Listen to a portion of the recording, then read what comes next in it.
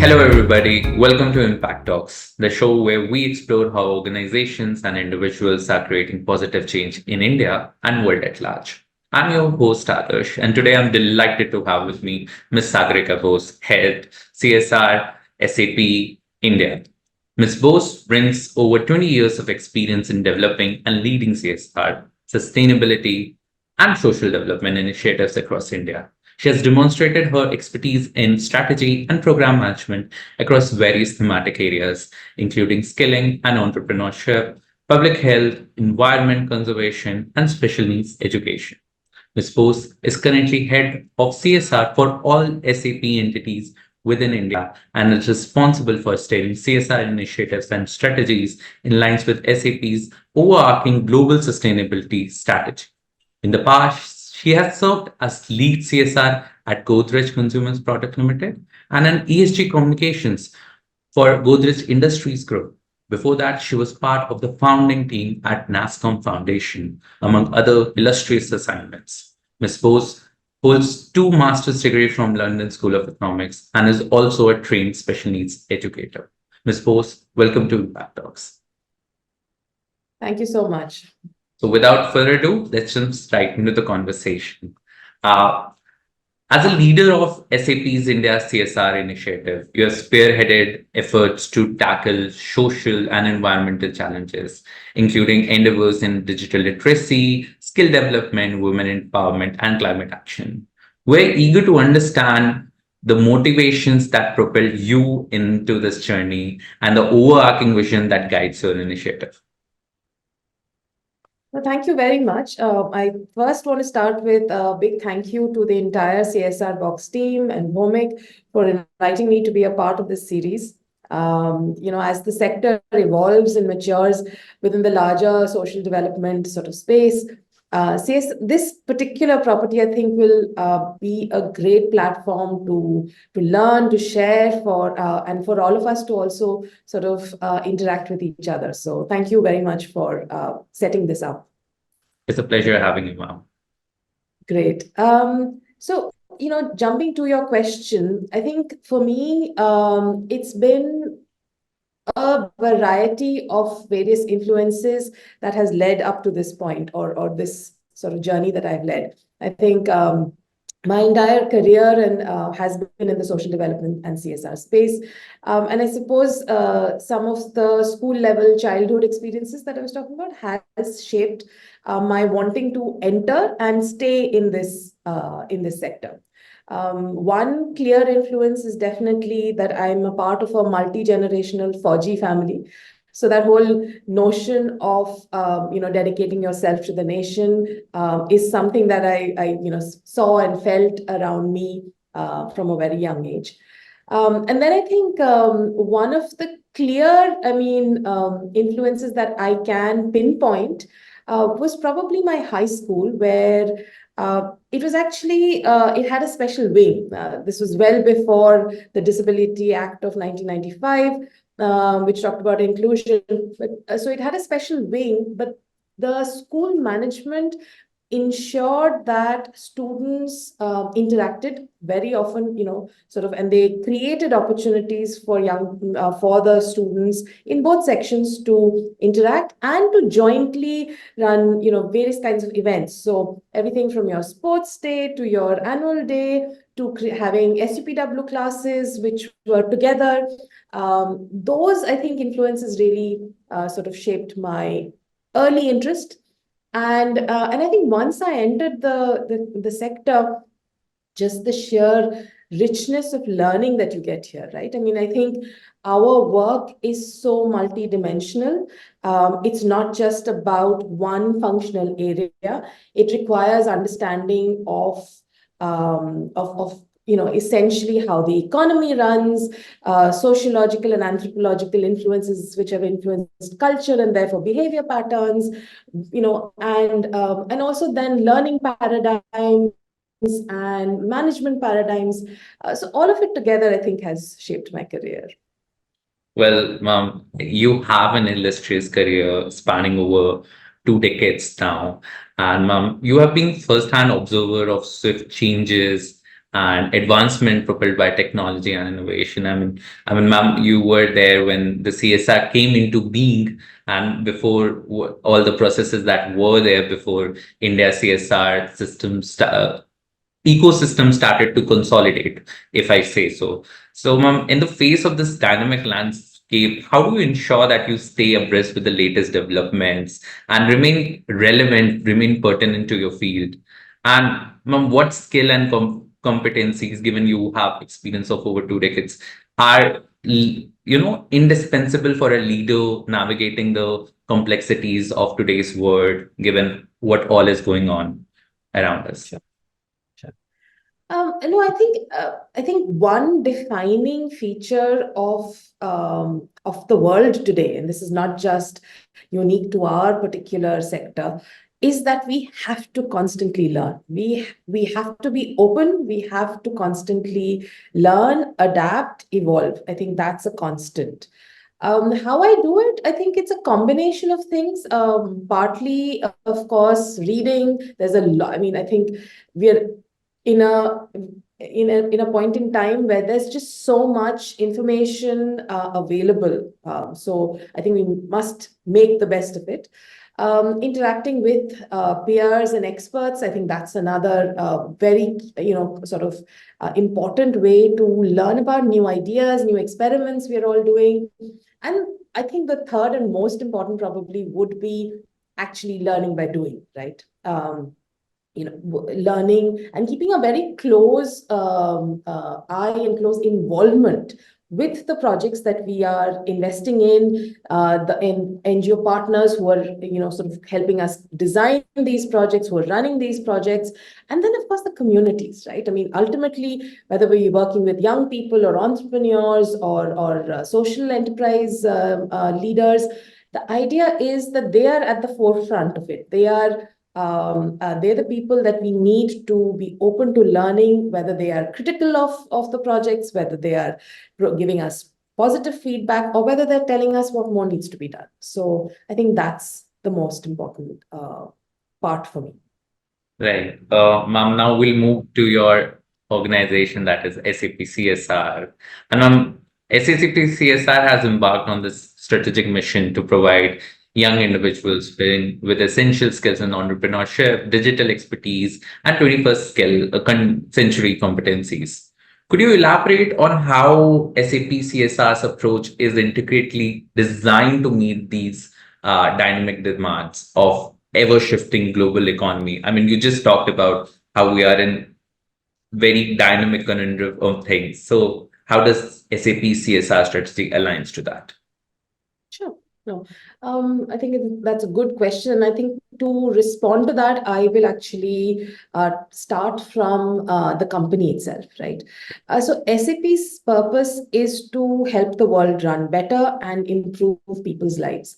Now, the idea is that the products that we create help some of the actually businesses across the spectrum, large, medium, and small enterprises, run their operations more effectively and more efficiently. And we wanted to take a part of that to actually seeing how we can ensure that the CSR focus areas that we invest in are run better, we are more impactful, and reaching out to a larger number of people. So in line with SAP's objective for CSR, we want to create positive economic, environmental, and social impact. There are two focus areas that we invest in. One is to build the future of skills, and the second is to accelerate social businesses or impact businesses. Build future of skills. I think we're all aware India has been investing in the skills space for the last almost 15 plus years. The idea is to provide equitable access to education and employment in both the digital and the green economy of the future. And how do we create those pathways to help young people succeed, right? So this is one focus area. The second is around enabling businesses and individuals that lead businesses and organizations to grow and to expand into a more just and equitable, sort of an inclusive world that's the vision. So these, sort of pillars have evolved and sharpened over a period of over the last 2 decades and more that SAP has been investing in CSR. And of course, we've learned from our own experiences, non-profit implementation partners, and then, of course, the external world and how we're evolving. For us, in the skilling space, I think the areas that we particularly focus on are, number one, digital skilling, digital and green, skills. That's a new area that we are investing in slowly, more and more of. The second is, of course, 21st century skills, right? Whether we look at creativity, whether we look at leadership, critical thinking, and analytical thinking, these are all very important for the jobs of today if you are to stay abreast and ahead of technology and be able to productively contribute to the economy. And in order to help young people navigate the workspace or the evolving world of work, career guidance is very important. So that's the third area that we invest in. And the fourth is, of course, in economies like ours. I think there's a huge role on that in terms of entrepreneurship and self-employment, and what are the avenues that we have that we can explore in that space for young people, and how do we prepare them for these kinds of job. I mean, this is not a job, but these kinds of careers. So this is what our specific focus is within skill. Great, ma'am. In the same line of question is that, ma'am, SAP's CSR actively engages in X-rate impact business initiative. Ma'am, please help us understand with example that how this whole ecosystem really is trying to bring together the people and the planet, the PPF strategy of SAP. Please also shed some light on what is the vision, what was your vision, what was SAP's vision to have this ecosystem in place, basically to see how businesses and the processes, like you said, are well defined and run efficiently. Thank you for that.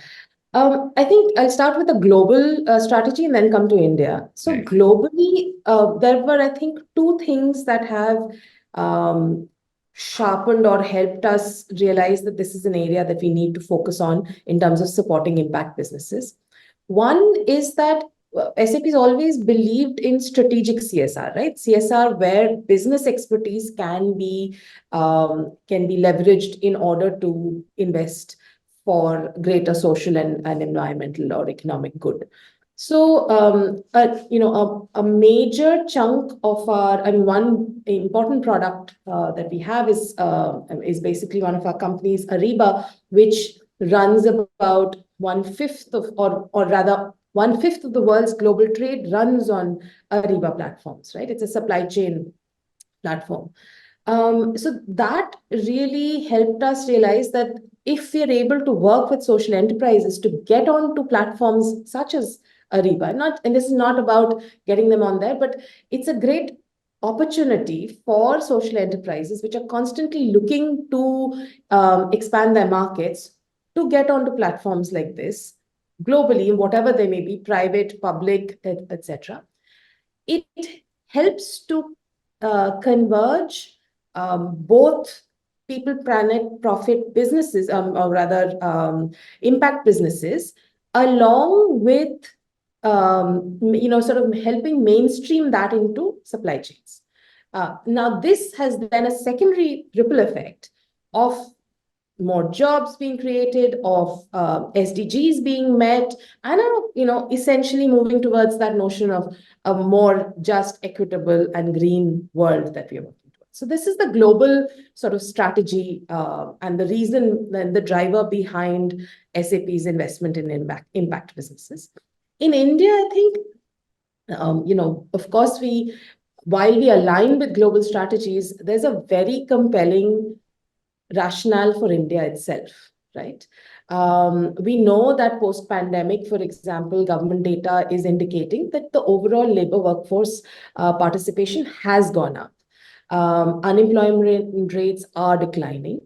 However, the employment character, so to speak, of the country shows that clearly there is still a lot of involvement, the workforce involvement in the informal sector, in self-employment within that, and then of course the agri sectors. These sectors tend to dominate, right? So given all of that, it becomes important for SAP, and that's how we've developed our strategy, that we will focus on working with nano and micro entrepreneurs to continue to create that groundswell of entrepreneurship, to create more awareness around social enterprises to and help them grow, because that then has that's a slightly different level, because then they create employment, they create a larger ripple effect on multiple social and environmental sectors. And then the third bit is, how do we work at the ecosystem level itself, right? How do we create a much more enabling, open ecosystem for all these businesses to thrive? Now, how we do all of this is that we work with nonprofits or incubators and accelerators that are working in this space, and intermediaries essentially in this space, that are helping to provide better training and resources to spark the imagination of entrepreneurs across the spectrum. We're looking at continuous hand-holding and support, and through mentoring and coaching of the entrepreneurs, because it's a difficult journey, right? And we need to help solve some of their problems. Credit and market linkages, of course, those are critical inputs for entrepreneurs to succeed. And then finally, that ecosystem space. How do we work on the demand side to ensure that not just in terms of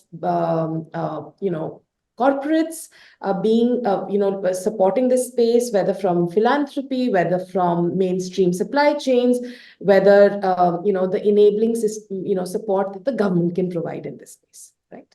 So that's the approach to supporting impact businesses. Right, ma'am. I mean, it's good to see that organization like SAP are taking lead in the domain of what we say impact businesses, or a larger domain of impact investing, so to speak. But ma'am, how do you means assess what are the criterias and indicators that SAP CSR uses to see the social and environmental impact by these businesses that you're working with, by these startups and entrepreneurs that you're working with? How do you assess that? I think we're all struggling with those things, right? I mean, how do we assess impact? Everyone's learning and growing in this space, right? I don't think any of us have it figured out pat. What we are doing today, is very different, or at least sharper than what we did 5 to 10 years ago. I think for us, one of the core parts of this whole journey is to identify the right partner organizations, right? And this is not just from a point of view of, do they have a credible body of work? Do they meet all the CSR eligibility criteria, etc.? But really a values alignment, right? What are we trying to achieve? Are we in it together? And I think it's as important for the nonprofit partner to assess SAP or donors such as ourselves, whether our values align with theirs, right? It's not about only, it's not like we hold all the power and we hold all the decision-making sort of parameters. They need to assess and evaluate as well. Once those values align, then we can come to a shared space where we agree that this is what we want to try and achieve.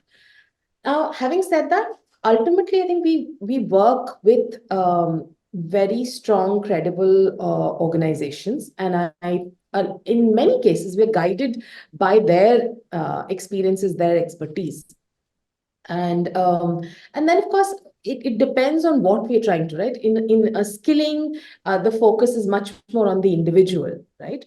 or unless you're working at a systemic change level, which is a very different sort of the parameters you'd use there is much more around what is the sort of movement that you're aiming for, and have we been able to do that over a period of time, and therefore your duration would also be very different of investment and the timelines in which you expect to see change. When we're working with entrepreneurs, again, it's very specific to who is the entrepreneur we're working with. I mean, obviously, micro, nano entrepreneurs who are just about at subsistence levels, there the focus and the criteria for evaluation is very different to if you're working with an incubator to support social enterprises working on climate change, for example. Right. So a lot, it is a process of trying to understand how do we evaluate the change, the move that we are able to help an organization or an individual make, right? So it is quite dependent on basically case by case. I mean, case by case basis, basically. Yeah. Ma'am, having established a prominence presence as speaker in various sustainability forums and conferences means it's a privilege to have you at India CSR Summit.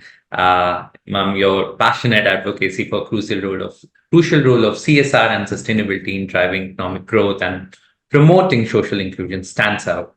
Ma'am, against the backdrop of ongoing challenges that we saw post-pandemic, and what are the key message or recommendations that you would like to articulate for the policymakers, for business leaders, for CSR sector in general, and how do you envision these principles contributing to resilient and equitable recovery, ma'am, from that post-pandemic, and also how does that aligns with SAP's overall outlook of employment equity, to say?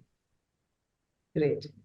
No, thank you for the question. I think we're all trying to contribute, right, to this sector in whichever way we are able to do. Honestly, I don't think I can speak with any great authority on what, especially can't tell policymakers what they should be doing. But I think one sort of principle that has helped me in good stead through my career, that I see in SAP very clearly, and I see it growing very much, in a very strong fashion in the sector as well, and that's essentially collaboration, right? Partnerships and collaboration. I think, and this is something we connecting back to, you mentioned the pandemic in your when you were, sort of laying out the question. The pandemic, more than any other time, made us realize the power of partnerships, right? So many of these coalitions came about within the civil society. We saw collaboration between the government and civil society in ensuring that people didn't go hungry, that they got their social entitlements, and essentially, and then in terms of the vaccines reaching the last mile. Right? In all of this, the way we were able to deliver within a short period of time and effectively and to the last mile was possible because of collaboration within sectors, across sectors.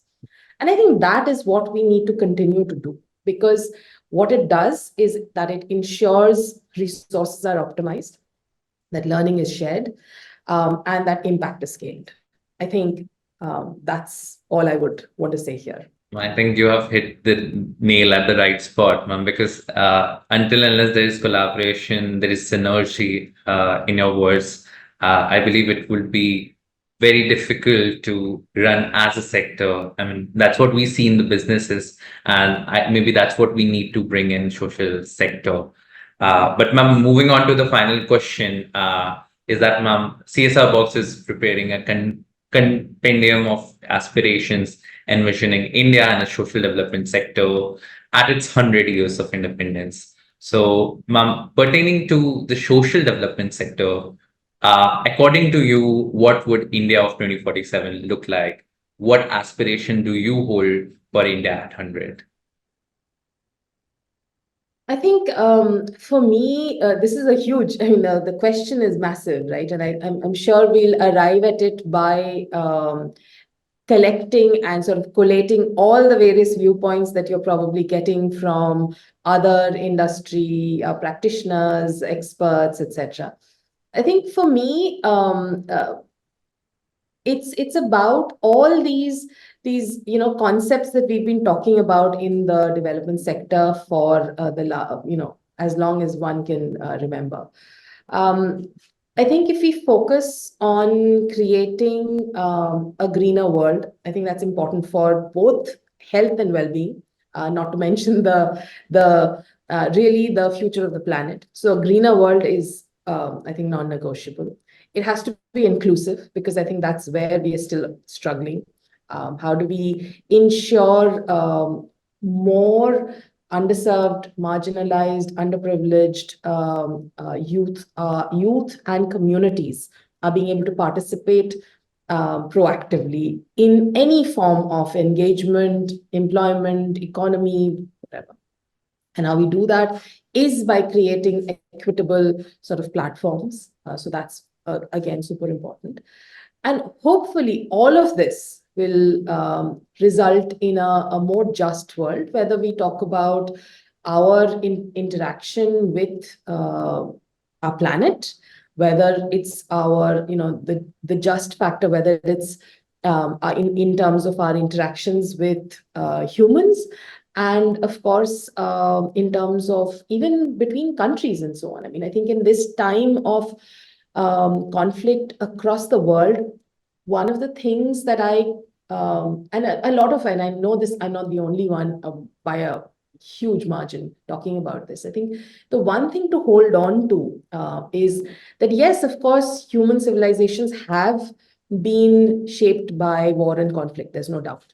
But there is no way human beings, Homo sapiens, would have got to where we are in this point in civilization and this point in our history if there had not been cooperation, imagination, and curiosity, right? So that notion of cooperation is what we need to hold on to and ensure that we are much more empathetic to each other, kinder to each other, in order to ensure that the planet and humankind thrives.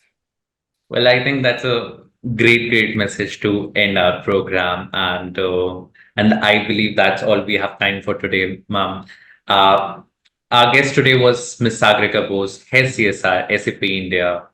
Ms. Bose, it was a pleasure to have you on the show. Thank you for joining us and sharing your insights. I hope our viewers will enjoy and learn something out of this conversation, especially your message on collaboration and corporations, whether it's between the businesses, whether it's between the individual as humans, like you said. I mean, your ending thoughts. No, I think just I'd love for more feedback, because I think that's how we learn. We learn by hearing from others and being open to hearing from others. So love to hear any further thoughts, questions from anyone working in this space. And of course, most importantly, the CSR Box team. Thank you very much for inviting me to be a part of this again. Thank you, ma'am. Thank you so much. To our audience, do tune in for the next episode of Impact Talks, where we bring you the inspiring stories of people and organizations that are making difference in the world. Until then, this is Adarsh signing off. Have a great day. Thank you so much, ma'am. Thank you so much for your presence. Thank you. It was a pleasure. Thank you.